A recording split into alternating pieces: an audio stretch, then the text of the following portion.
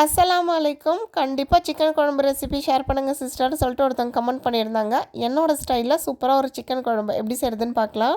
ஒரு பாத்திரத்தில் ஆயில் சேர்த்ததுக்கப்புறமா 3 வெங்காயம் கட் பண்ணி சேர்த்துருக்கேன். அது கூடவே சால்ட்டும் சேர்த்தாச்சு. வெங்காயம் கொஞ்சம் வதங்கினதுக்கப்புறமா தக்காளி சேர்த்துக்கோங்க. 2 தக்காளி கட் பண்ணி சேர்த்துருக்கேன்.